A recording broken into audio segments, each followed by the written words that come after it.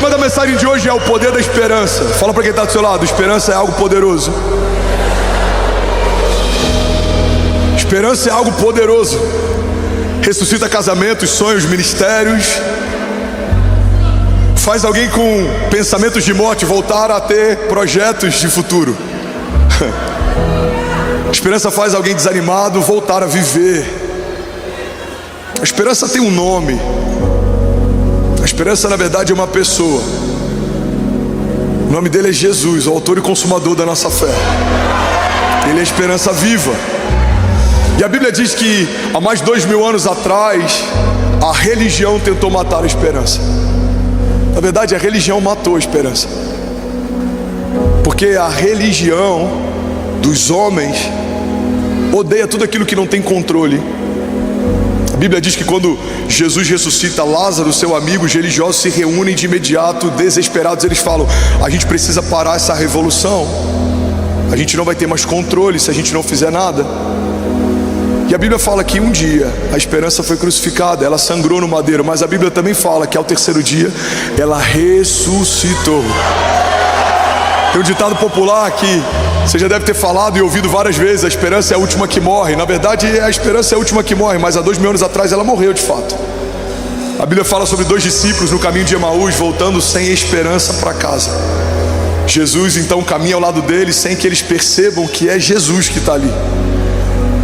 E Jesus começa a perguntar para eles: por que vocês estão desanimados? Por que vocês estão voltando?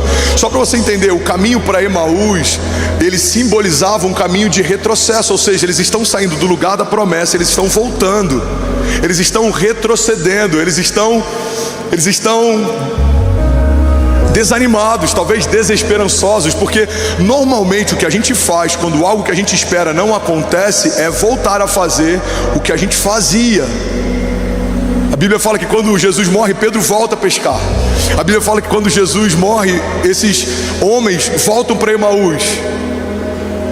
Então, o que a gente precisa entender é que não morreu só um homem, morreu o Messias, morreu a esperança viva. Homens caminhavam por horas, enfrentavam o sol do deserto para poder ouvi-lo falar. E naquela época, como o Espírito ainda não havia sido derramado sobre toda a carne, isso acontece a partir de Atos 2. Se você queria ser curado, você precisava ir geograficamente até o lugar onde Jesus estava. Você está comigo? Aquela mulher que fala: se eu apenas tocar na orla das vestes dele, certamente eu serei curado. Ela precisou mudar a geografia para acessar o poder de Deus. Alguém vai dizer: pastor, mas a Bíblia fala que aquele centurião fala que apenas uma ordem de Jesus era suficiente para que o servo fosse curado. De fato, mas ele precisou ir até Jesus para que Jesus ordenasse até o seu servo. Então, quando morre Jesus, morre uma esperança palpável. Você podia ouvi-lo falar, você podia vê-lo. Então entende, o contexto da morte de Jesus é um contexto em que morreu a esperança de um povo. Mas ao terceiro dia essa esperança volta a viver. E é isso uma das coisas mais poderosas da Bíblia. A Bíblia diz: o nosso choro pode durar uma noite, mas certamente a alegria vem pela manhã. Pastor, onde é que você quer chegar? Eu quero chegar num ponto simples. Talvez alguma expectativa na tua história tenha se frustrado nos últimos dias, mas eu quero dizer que esse não é o final da história. A morte fez parte da história de Jesus, mas não foi o final da história de Jesus. A morte fez parte da história de muitos heróis da fé, mas não é o final da história deles. Talvez algo tenha sido aos teus olhos cancelado, mas eu quero declarar que se é uma palavra de Deus, no máximo foi adiado. Ninguém pode desfalar o que Deus já falou a teu respeito, ninguém pode desfazer o que Deus já fez sobre você, ninguém pode cancelar as promessas que Deus já estabeleceu. Alguém está comigo aqui? Diga amém.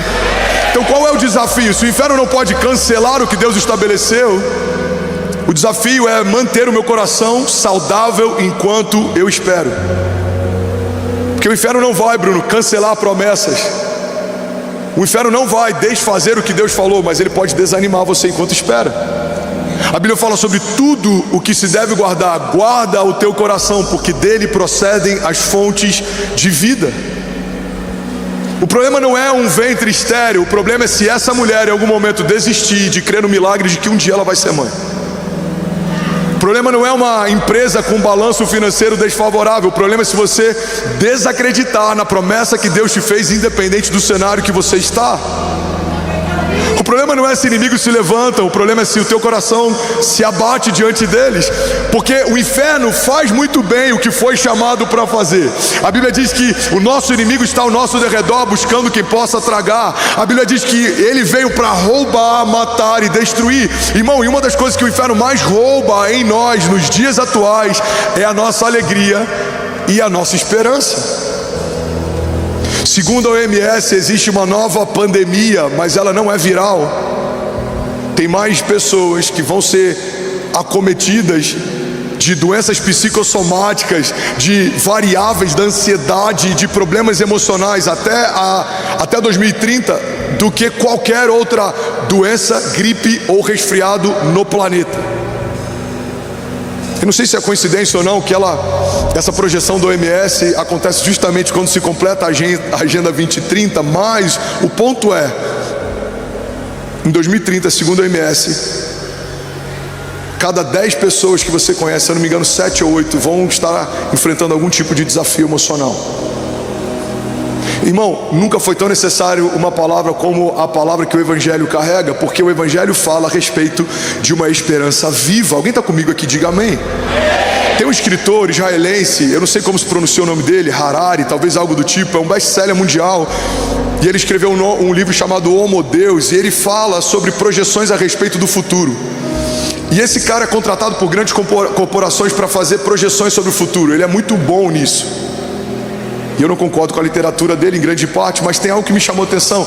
Ele diz que grande parte da expectativa de toda a humanidade ao longo da história foi sanar as doenças e lidar com a fome. Ele fala que pela primeira vez na história a gente zerou esse quadro, porque a gente hoje tem mais pessoas enfrentando doenças pelo excesso de comida do que pela falta dela. Tem mais pessoas tirando a própria vida do que pessoas morrendo em todas as guerras somadas. A gente olha para as guerras que acontecem no Oriente Médio, a gente olha para alguns desafios que acontecem no Rio de Janeiro ou em outros lugares, em outras nações. Irmão, tem mais gente escolhendo morrer do que morrendo. E esse cara, ele fala o seguinte: chegamos num ponto neutro e existe agora uma nova expectativa para o futuro. E ele fala que toda a corrida da humanidade vai ser em busca de felicidade, divindade e eternidade. Quando eu li isso, eu falei: o Evangelho carrega todas as respostas para todas essas angústias. O Evangelho é uma palavra de vida eterna. Para onde iremos nós se só tu tens as palavras de vida eterna?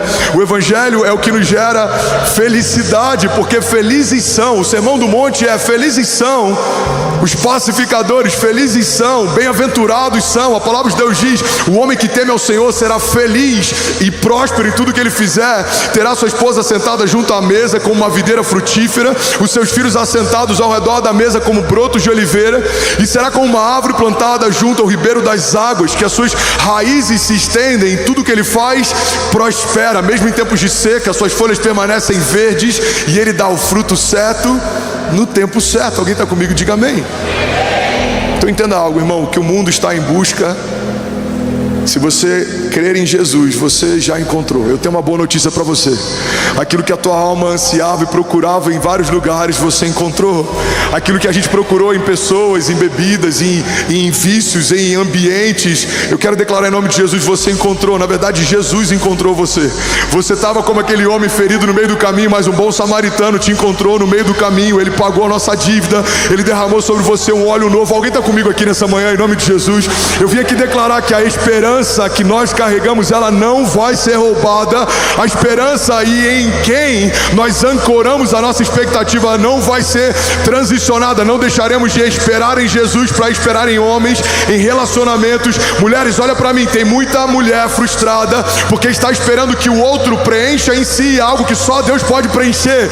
Não é um homem que vai preencher o teu vazio, é Jesus que vai fazer isso por você. Homens, olhem para mim, tem muito casamento que tinha tudo para ser extraordinário e não está durando muito, porque duas pessoas incompletas estão esperando que o outro complete a si. Na verdade, o casamento não é uma resposta para que ninguém complete o teu vazio. Casamento é uma decisão em que duas pessoas completas decidem transbordar. Um homem que sabe quem é e o que carrega, enquanto uma mulher que sabe quem é e o que carrega, e decidem transbordar. Alguém está comigo? Diga amém. A gente coloca expectativa em coisas, em lugares, em conquistas. Eu estava esses dias conversando com alguém, não lembro quem era, e ele disse: pastor, eu nunca vi, pode existir, mas eu nunca vi uma notícia de um morador de rua que tirou a própria vida. Mas a gente ouve o tempo inteiro notícias de milionários que tiraram a própria vida. Durante a pandemia, bilionários tiraram a própria vida porque se tornaram milionários. E ele falou: você já parou para perceber isso? E eu fiquei pensativo com aquilo, porque de fato, algumas das notícias que eu já ouvi e me abateram são a respeito de pessoas que do lado de fora a gente olhava e eles conquistaram tudo que a gente acha que preencheria o vazio de alguém. Mas, irmão, guarda isso aqui em nome de Jesus. Quando você alcança o sucesso que um dia você achou que te preencheria, você percebe que ele não mudou nada no teu vazio. Isso gera uma angústia absurda. Tem gente que não consegue conviver. Não existe nada pior do que o vazio de uma vida sem propósito. Você não foi chamado para viver uma vida qualquer. Você não foi chamado para ter conquistas qualquer. Pastor, você está falando que eu não tenho que conquistar? Não, você tem que conquistar todas as coisas que o Senhor preparou para você. Você tem que ser o melhor profissional, você tem que prosperar. Você pode todas as coisas naquele que te fortalece. Mas a gente precisa entender que não é isso que vai preencher o nosso vazio. Isso é só o transbordo porque a gente está cheio. Não é porque você vai conquistar que você vai se sentir bem. Não, você se sente bem. Jesus encheu você, você foi preenchido, você foi sarado. E porque você caminha em plenitude, todas essas coisas lhe serão acrescentadas. Você não vai fazer força, as portas vão se abrir, coisas vão acontecer, o Senhor vai te favorecer. Uma das coisas que a gente mais vê acontecendo a partir de o favor de Deus é homens improváveis sendo colocados em lugares altos. A Bíblia diz que aquele que é fiel no pouco, sobre o muito será colocado. Alguém está comigo aqui? Diga amém. Então existe uma esperança viva, e é ela que a gente precisa perseguir. Quem é essa esperança? Se chama Jesus, o autor e consumador da nossa fé, o leão da tribo de Judá, o Deus da nossa provisão, o Deus da nossa salvação. E é sobre isso que eu quero falar nessa manhã. Alguém está comigo? Diga amém. Sabe, existem duas coisas extremamente contagiosas: o medo e a esperança. Você precisa escolher qual delas você vai carregar. Tem gente que você não consegue ficar 10 minutos e você já sai de lá achando que tudo vai dar errado. Tem pessoas que, se você for tomar um café, você só vai ouvir dele notícias ruins. Mas tem pessoas, irmão, que às vezes estão piores do que a gente está em algum aspecto, mas 10 minutos de convívio com eles faz a gente voltar a ter esperança. Porque você não pode dar o que você não tem. Se você carrega esperança, as pessoas que caminham com você vão sair depois do encontro com você com mais expectativa para o futuro. Mas se você carrega medo, você vai viver preocupado com o futuro.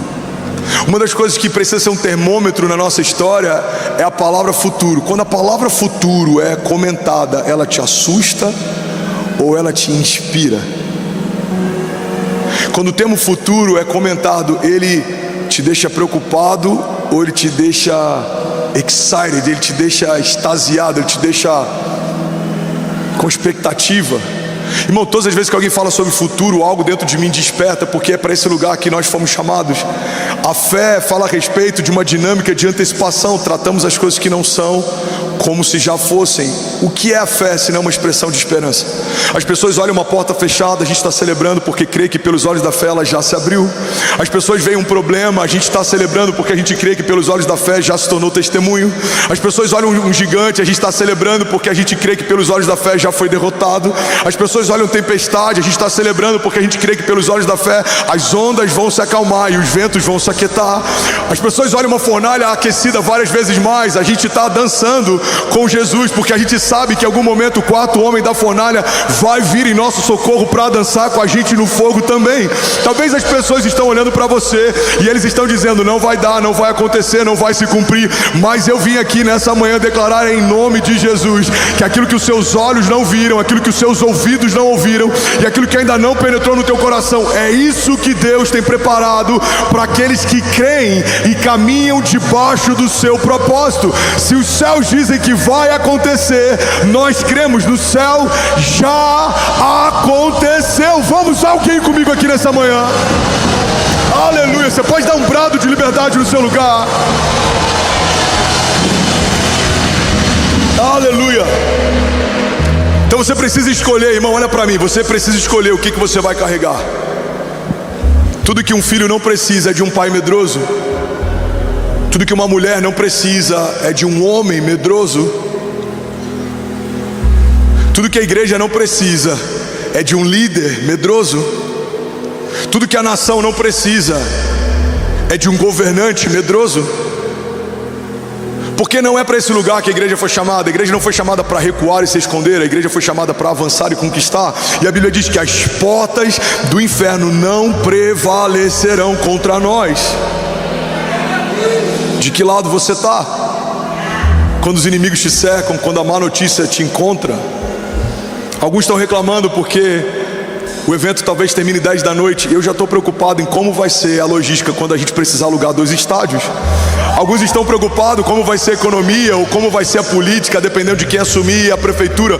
Eu já estou com expectativa para aquilo que Jesus prometeu para a cidade de São Paulo, para o Brasil e para as nações. Porque a nossa esperança não está ancorada em algo que é passageiro, não. A nossa esperança está ancorada numa palavra que ela transcende governos, homens, políticas. Não, a nossa esperança está guardada em Deus. É da palavra que sai da boca dele que o nosso destino está sendo liberado. É aquilo que Deus fala que vai construir a nossa jornada de fé. Alguém está comigo aqui? Diga amém. A Bíblia diz que os ímpios fogem sem que haja ninguém a persegui-los, mas os justos são ousados como um leão. Tem alguém ousado como um leão aqui nessa manhã? Tem alguém pronto para viver os sonhos de Deus aqui nessa manhã? Você pode dizer amém no seu lugar.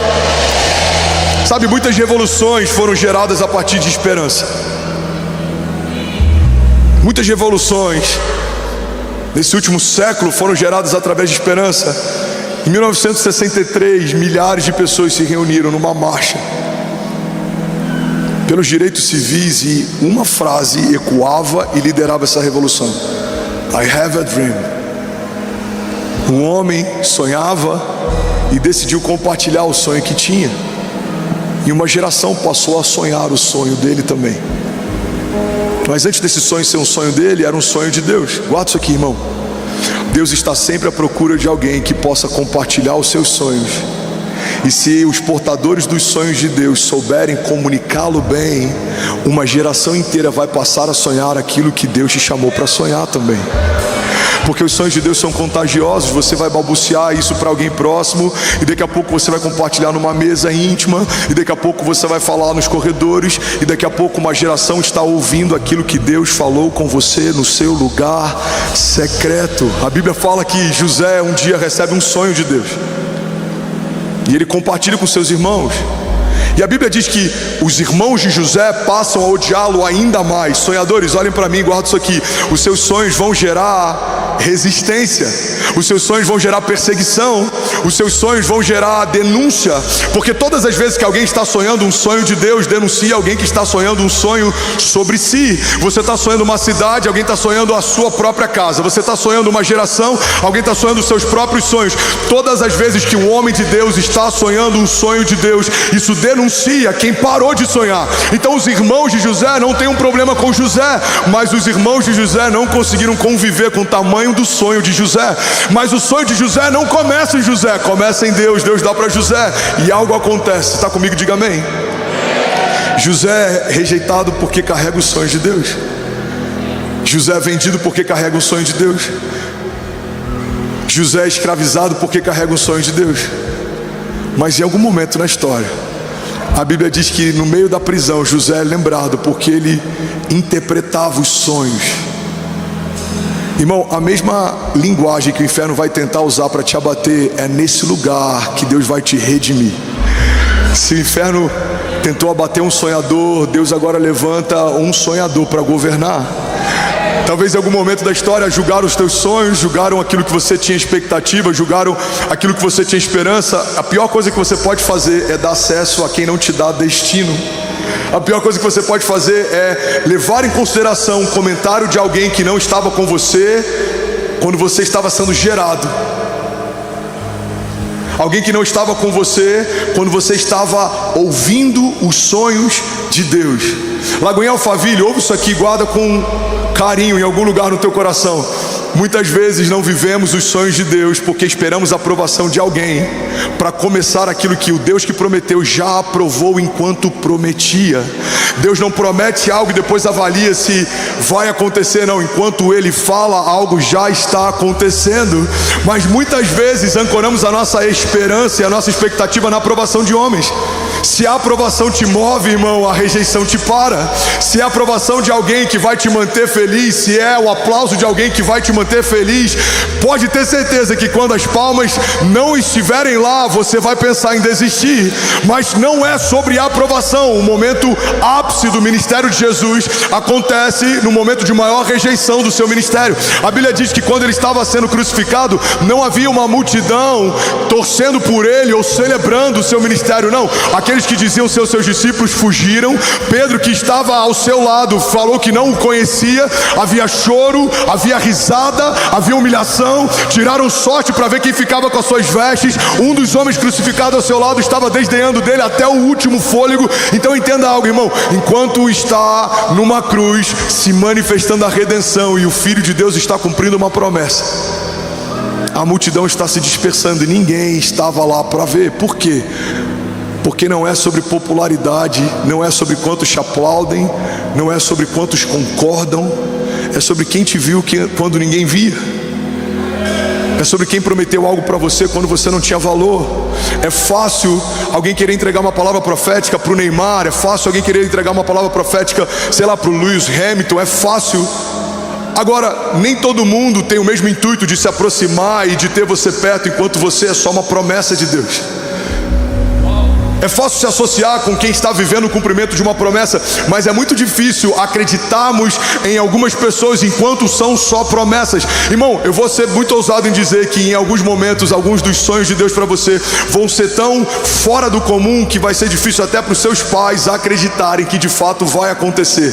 Porque aquilo que Deus falou para você, Ele confiou a você. Não espere que ninguém concorde com o que você ouviu de Deus. Eles não estavam lá enquanto você ouvia. Não é obrigação de ninguém concordar com os sonhos que você carrega. Eles não estavam lá enquanto Deus te fazia sonhar. Pastor, minha família não apoia. Tá tudo bem. O irmão de Jesus chegou a questionar se de fato ele era o Messias. Ele escolheu 12 a dedo, um dos 12 o vendeu por algumas moedas de prata que nem conseguiu utilizar, se arrependeu, quis devolver, e os homens que pagaram pela traição não quiseram dinheiro de volta porque era maldito. Tá tudo bem se alguém te perseguiu, te traiu, tá tudo bem se nem todo mundo concorda, celebra, tá tudo bem. Você faz parte do rol dos heróis da fé. José foi vendido pelos próprios irmãos. Abraão teve que sair do meio da parentela para poder viver o seu destino profético. Daniel foi traído pelos homens que faziam parte da mesma corte e habitavam no mesmo palácio. Jesus foi vendido por um dos seus discípulos, e quando teve a oportunidade de receber misericórdia, o povo que ele curava nas ruas gritava: crucificam. Agora, não está tudo bem se você abrir mão da esperança que você carrega, porque ninguém vai poder sonhar por você. Uma das coisas que mais abate a nossa geração é o vitimismo. É a ideia de que alguém nos deve algo, é a ideia de que precisamos de apoio. Irmão, tem muita gente que abriu mão do ministério porque em algum momento o seu líder não sonhou com o ministério que ele carregava. Irmão, olha para mim, foi o teu líder que chamou você ou foi o próprio Deus que te chamou antes do teu líder existir? Tem gente desistindo do casamento por causa de uma briga ou por causa de algum desafio. Ei, irmão, olha para mim, aquilo que é precioso custa caro. Você precisa batalhar por isso. Você precisa manter acesa a chama e a esperança viva pela qual você foi chamado. Você não vai desistir do seu filho por causa de um problema qualquer. Por que você vai desistir de um sonho de Deus por conta de um primeiro gigante? Irmão, os gigantes têm um propósito. Eles são um passaporte para o próximo nível de Deus. Todas as vezes que Deus quis levantar um homem, antes ele apresentou gigantes. Os gigantes estão afiando você, estão forjando o teu caráter, estão preparando os teus pés para que você não retroceda, para que você não desanime. Deus não vai confiar grandes planos a homens que não estão prontos para encarar os processos. Alguém está comigo aqui? Diga amém. Você está recebendo algo de Deus nessa manhã? Eu não vim massagear o teu ego nessa manhã, irmão. Eu vim aqui ativar a tua fé. A esperança viva que carregamos, precisamos protegê-la. A Bíblia fala, olha que poderoso isso, irmão, que se você tem um frasco de perfume caro e uma mosca cai nesse perfume, todo o perfume se perde. Alguém já leu essa passagem?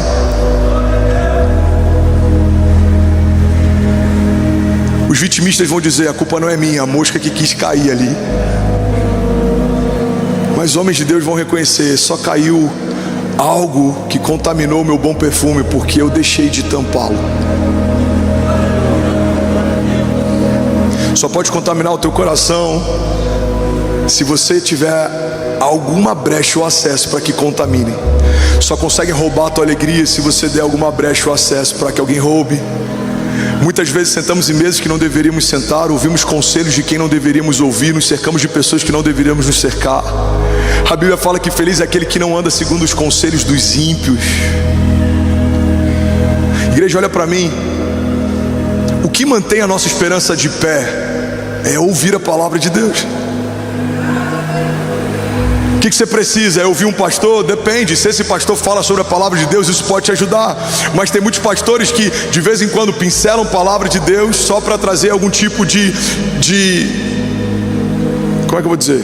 Trazer um ar religioso para pregações que são muito mais palestras do que mensagens. Eu vim aqui para declarar em nome de Jesus: a esperança viva que você carrega tem um nome. Você não depende de homens, de líderes, de cenários. Você não depende de promessas políticas. Você não depende da economia, da geografia. Deus pode fazer com o homem mais simples no lugar mais pobre, porque nunca foi sobre o lugar ou sobre o homem, sempre foi sobre o Deus que decidiu levantar alguém. Quando Deus decide levantar alguém, não há quem possa impedir o seu agir. A palavra de Deus diz: se Deus é por nós, quem será contra nós? Davi não foi lembrado nem pelo seu pai para ser chamado naquele dia em que a unção seria derramado sobre um dos seus filhos. O profeta chega para o pai de Davi e fala: são esses os filhos? Estão todos aqui? Não, tem um. Eu fico imaginando na cabeça dele, ele pensando: tem uma, com certeza não é quem você procura. Tem um pequeno franzino, está no meio das malhadas, ele está pastoreando as ovelhas. O profeta fala: manda chamar. E quando chega Davi, é esse a quem Deus escolheu ungir. É possível, irmão, Deus carregar sonhos para você que talvez nem os seus pais sonhariam.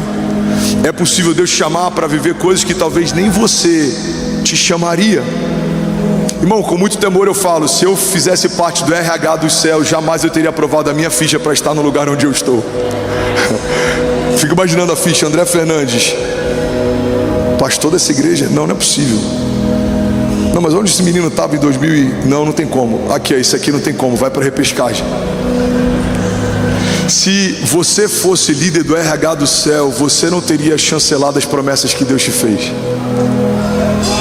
Mas por que Deus promete coisas tão grandes para homens tão falhos? Porque não tem a ver sobre você, tem a ver sobre a promessa que você carrega.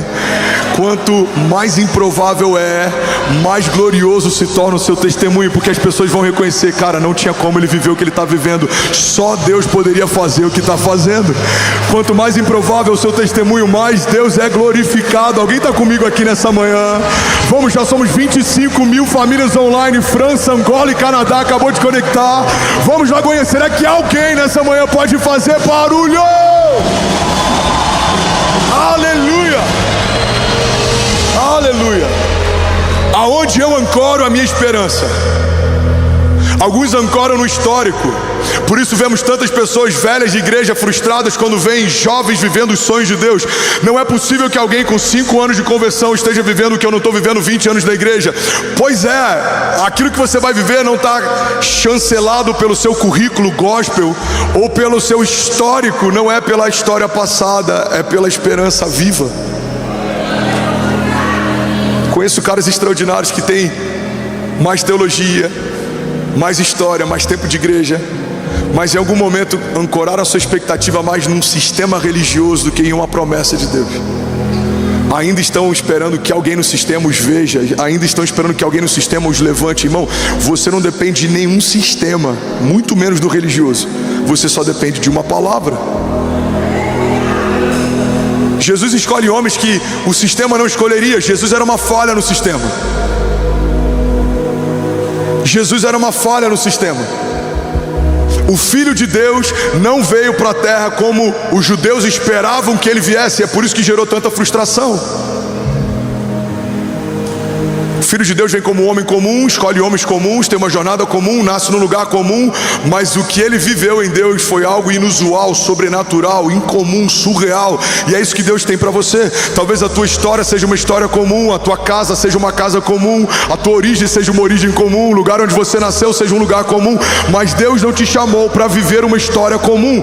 Deus é especialista em pegar coisas normais, naturais e transformá-las em uma jornada sobrenatural, para que a glória dele se manifeste através do seu testemunho, para que todos olhem e vejam que Deus ainda faz milagres, Deus ainda muda histórias. Alguém está comigo aqui em nome de Jesus? Diga amém.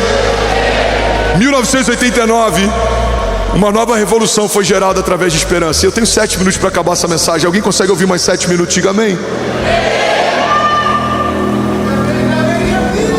Ainda bem que eu vim, Jesus. Onde é que você estava em 1989? Eu tinha 1 ano de idade e o muro que dividia a Alemanha estava sendo derrubado, porque uma esperança gerou uma revolução, e uma revolução afetou uma geração, e o mundo inteiro, conectado pela TV, assistia junto à queda de um muro que gerava a divisão de um povo. 1991, fim do apartheid. Uma nação se tornou palco de uma revolução que o mundo inteiro assistiu. Um homem que foi preso por muito tempo se torna o líder de uma revolução social, cultural, civil, que muda a história das nações. Agora, eu poderia ficar horas aqui falando de revoluções que foram geradas a partir de uma esperança, mas nenhuma delas se compara à revolução que o Evangelho gera. Porque o Evangelho não muda uma classe social, o Evangelho não muda uma nação, um país, o Evangelho não muda um conjunto de leis, o Evangelho muda a natureza de um homem, de escravo para filho. É por isso que o Evangelho nunca foi sobre melhorar quem somos. Irmão, olha para mim em nome de Jesus. Tem muita gente fazendo um desserviço em nome do Evangelho. Tem muita gente que acredita na ideia de que o Evangelho veio para melhorar você. Não, o Evangelho não veio para melhorar você. O Evangelho veio para transformar você. A palavra de Deus diz: transformai-vos pela renovação do vosso entendimento, para que possam experimentar qual é a boa, agradável e perfeita vontade de Deus. O Evangelho não veio para melhorar você. Você sabe o que melhora você? A academia melhora você, um bom coach melhora você, uma boa faculdade melhora você, algum tipo de capacitação melhora você. Você era assim, agora está melhor. Mas o Evangelho veio para transformar você. Você era de um jeito, agora não é mais. Você era uma pessoa, agora não é mais. Irmão, uma das coisas que precisamos perseguir à medida que caminhamos com Deus é a seguinte frase de alguns amigos que te conheciam no passado: você está irreconhecível. E aí você vai dizer: sim, eu estou irreconhecível, porque morreu quem eu era e nasceu quem Deus sempre quis que eu fosse. Veja, Deus está fazendo uma coisa nova. Aleluia, aleluia. Vamos agora, alguém comigo aqui, diga amém. Nunca foi sobre revolução social, nunca foi sobre caridade, nunca foi sobre sistema religioso. Tem gente que tem objeção com a nossa igreja porque a gente toca muito influenciador e muita gente rica. Minha pergunta é: em que momento o Evangelho é só para quem é anônimo? Em que momento o Evangelho é só para quem é pobre? O Evangelho não é uma resposta para quem não tem recurso. O Evangelho é uma esperança para toda a criatura. Uma igreja em Alphaville é tão importante como uma igreja na África, como é tão importante como uma igreja em São Paulo, ou no Rio, ou em Moçambique, ou em qualquer outro lugar, porque não somos um braço de caridade de um sistema religioso. Somos uma agência no céu, na terra. Nós somos aqueles que libertam cativos, curam enfermos e carregamos uma esperança viva. Alguém está comigo aqui? Diga: eu creio que a igreja de Jesus carrega uma esperança viva. E a nossa história, diga, o nosso testemunho vai inspirar quem nos cerca. Diga: pelas ruas da cidade, uma nova canção vai ser cantada, e as pessoas dirão que o Senhor é bom e a sua misericórdia dura para sempre. Sabe, existe um estudo que diz que 3% da população mundial constrói cultura, 97% da população global consome cultura.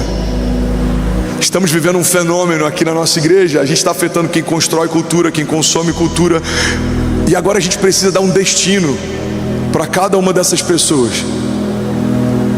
Precisamos trazer o entendimento de que a esperança que Jesus te chamou para carregar não é uma expectativa de que o Evangelho vai tornar a tua vida melhor. Não é sobre isso, é muito além disso. Paulo disse: a nossa esperança é só para esses dias. De todos os homens somos os mais miseráveis dentre eles. A igreja não é um banco do céu para você tomar um empréstimo quando está mal. A igreja não é uma farmácia para você pegar um remédio na prateleira quando está doente. Não, essas coisas nos serão acrescentadas. A igreja fala sobre um lugar de encontro. A igreja fala sobre um Deus que te amou de tal maneira que aceitou a ideia de abrir mão do seu único filho por um tempo, mas não aceitou a ideia de abrir mão de você para sempre. A igreja está ancorada em João 3,16. Deus amou o mundo de tal maneira que entregou o seu único filho, para que todo aquele que nele crê não pereça, mas seja salvo. O Evangelho é a esperança de Deus para toda a criação. Quem está comigo, diga amém. Romanos 12:12. Não se amoldem ao padrão desse mundo, mas transformem-se pela renovação da sua mente, para que sejam capazes de experimentar e comprovar a boa, agradável e perfeita vontade de Deus. Hebreus 10:23. Apeguemo-nos com firmeza à esperança que professamos, pois aquele que prometeu é fiel para cumprir. Romanos 12:12 diz: alegrem-se na esperança, sejam pacientes na tribulação e perseverem na oração. Salmos 39:7 diz: mas agora, Senhor, em quem hei de esperar? E logo em seguida o salmista diz: a minha esperança está em ti. Alguém pode dizer glória a Deus por isso? A banda pode subir para parecer que a gente está terminando. Sobe aqui, lindão. Ainda bem que eu vim, Jesus. Eu preciso compartilhar algo aqui. Eu estou assustado com como a igreja está lotada, como tem gente de pé num dia chuvoso em que a gente começa o terceiro culto diante de Jesus. Metade de mim está aqui conectado com a mensagem, a outra metade está com vontade de chorar pela fidelidade de Deus em todas as suas promessas. O Senhor é bom e a sua misericórdia dura para sempre. Ele é fiel em todas as suas promessas. Ele não rejeita um coração quebrantado. Se cremos que aquilo que Ele prometeu é verdade, certamente viveremos cada uma das suas promessas. Alguém crê nisso aqui? Diga amém. Agora entende algo, irmão. A esperança se torna um portador de algo que vai além de você. Se você escolher carregar a esperança, você vai ter agora um novo comissionamento. Você vai precisar derramar a esperança. Porque no Evangelho, guarda isso aqui, o milagre nunca é fim, o milagre sempre é meio. A mulher que foi curada ao tocar nas vestes de Jesus, o testemunho dela ecoa até hoje. 2000 anos se passaram, a gente ainda está falando daquele dia. Pedro anda sobre as águas, ele sai do barco, por um momento até afunda, mas mesmo voltando molhado, ninguém pode falar que viveu com Jesus aquilo que só Pedro viveu. Até hoje a gente está falando daquele dia. Você pode lembrar do paralítico que foi içado de um telhado, você pode lembrar dos leprosos que foram curados, você pode lembrar de qualquer milagre que aconteceu na história. Guarda isso aqui, irmão. Nenhum deles terminou neles, mas passou por eles. A pior coisa que a gente pode fazer é reter aquilo que Deus está fazendo. O seu testemunho tem um propósito, ele precisa ir além de você. Então, quando você carrega esperança, você se torna uma carta viva. É sobre isso que eu ia pregar hoje de manhã. Eu tinha um sermão inteiro sobre o poder do testemunho, mas Deus me levou a falar sobre o poder da esperança. E eu creio que alguém aqui está precisando disso para romper. Você está comigo? Faz sentido? Mas a esperança, ela afeta o nosso testemunho. Quando você carrega a esperança, você se torna uma carta viva. 2 Coríntios 3:2 diz assim: vocês mesmos são a nossa carta, escrita no nosso coração, conhecida e lida por todos. Vocês demonstram que são uma carta de Cristo, resultado do nosso ministério, e escrita não com tinta, mas com o Espírito do Deus vivo, não em tábuas de pedra, mas nas tábuas de corações humanos. Tal é a confiança que temos diante de Deus. Vamos ler até o versículo 6. Por meio de Cristo, não que possamos reivindicar qualquer coisa com base nos nossos próprios méritos, mas a nossa capacidade vem de Deus, versículo 6. E Ele nos capacitou para sermos ministros de uma nova aliança, não da letra, mas do Espírito, pois a letra mata, mas o Espírito vivifica. Pega isso aqui, irmão. Paulo está dizendo: vocês receberam o Espírito, e agora a carta que vocês se tornaram está sendo escrita não com tinta, mas pelo próprio Espírito de Deus, e ela vai ser conhecida e lida por todos. Vocês receberam o ministério